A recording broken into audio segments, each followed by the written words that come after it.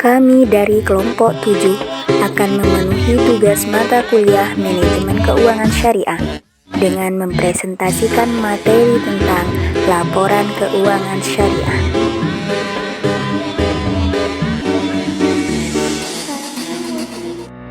Baik, di sini saya Intan ini sebagai pemateri pertama akan membahas tentang laporan keuangan, di mana laporan keuangan adalah suatu pencatatan yang biasanya diterbitkan oleh sebuah bisnis atau perusahaan dalam periode waktu tertentu. Fungsinya dari laporan keuangan itu sangat penting karena biasanya digunakan untuk mengetahui berbagai transaksi yang sudah terjadi pada operasional bisnis. Bukan hanya karena itu, laporan keuangan juga memiliki peran penting untuk mendapatkan investor atau penanaman modal.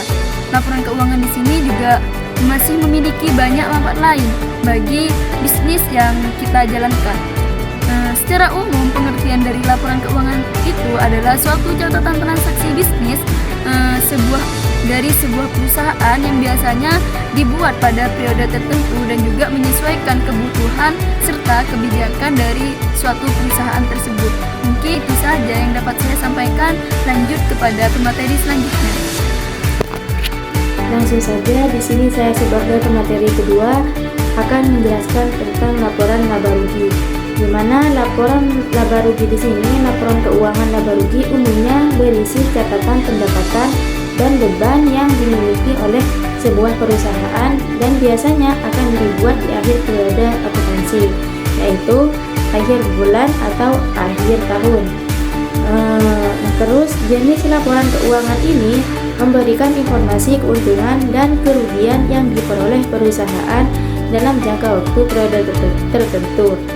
Pencatatan yang masuk dalam laporan laba rugi di sini antara lain berbagai sumber pendapatan, jumlah pendapatan yang diperoleh, jumlah biaya yang perlu dibayar, dan jenis-jenis yang dikeluarkan selama periode tertentu. Mungkin hanya itu yang bisa saya sampaikan. Lanjut ke pemateri ketiga.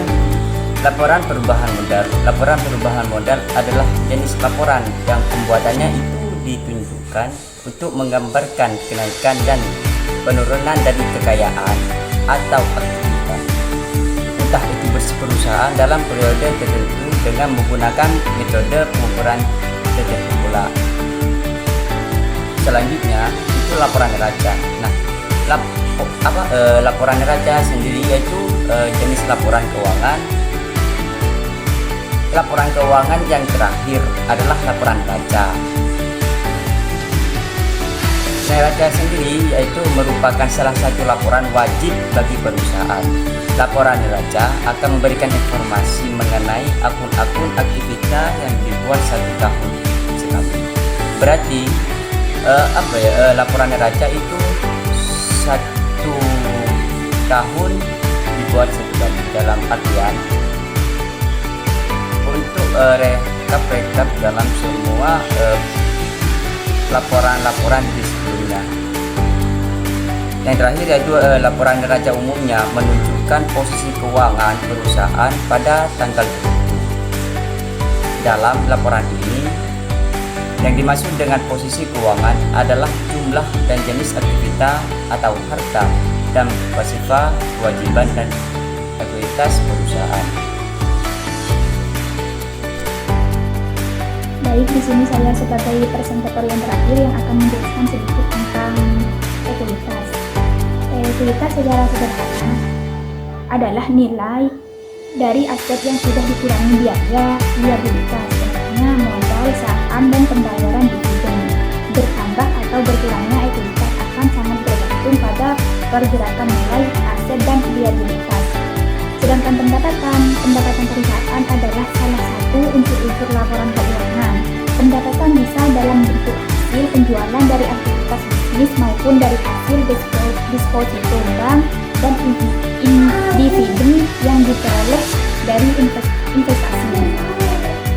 Sedangkan pengeluaran sebagai salah satu unsur-unsur laporan keuangan. Pengeluaran bisa dilihat dalam bentuk pengeluaran operasional maupun administratif. Mungkin hanya itu yang penjelasan dari saya.